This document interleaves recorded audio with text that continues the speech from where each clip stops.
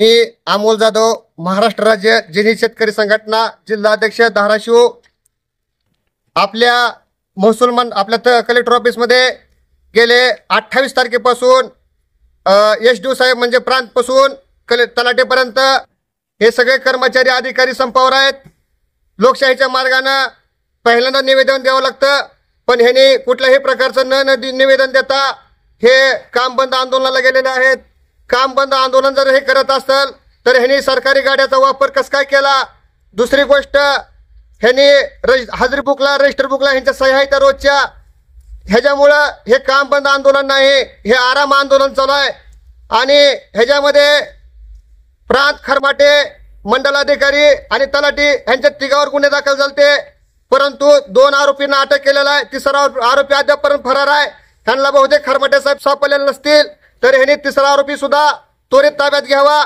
आणि दुसरी माझी अशी मागणी होती की ज्यावेळेस आम्ही मराठा समाजाचे आंदोलन करतो किंवा इतर समाज आंदोलन करतो त्यावेळेस डिपार्टमेंटला लिगली निवेदन द्यावं लागतं, असं ह्यांनी कुठलंही निवेदन त्यांनी दिलेलं नाही। दुसरी गोष्ट, लोकशाहीच्या मार्गाने ज्यावेळेस आम्ही आंदोलन करतो त्यावेळेस आमचं आंदोलन हे कलेक्टर साहेबांच्या ऑफिसच्या बाहेर असतं, परंतु ह्यांनी आंदोलन पहिल्या दिवसाचं आंदोलन कलेक्टर ऑफिसच्या आतमध्ये केलेलं आहे। त्याच्यामुळं त्यांच्यावर आचारसंहितेचा भंग केला, 144 कलमचं उल्लंघन केलं, ह्याच्यावर कडक कारवाई करण्यात यावी। तसेच जे दोषी असतील ह्यांची पगार बंद करावी।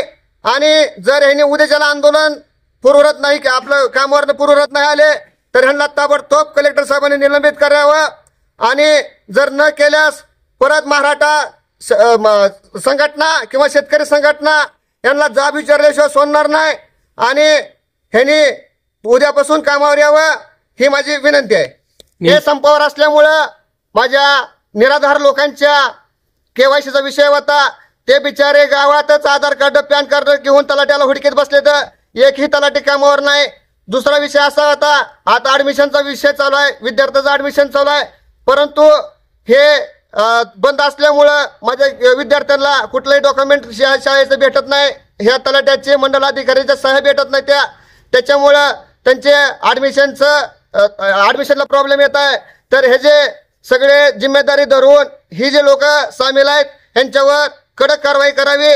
आणि मी एसपी साहेबांना पण विचारणा करतोय, ज्यावेळेस आम्ही आंदोलन केली जाते त्यावेळेस आमच्यावर गुन्हे दाखल होतात, ह्यांनी बेकायदेशीर आंदोलन केलेले आहेत, ह्यांच्यावर अद्यापर्यंत का गुन्हे दाखल झालेले नाहीत।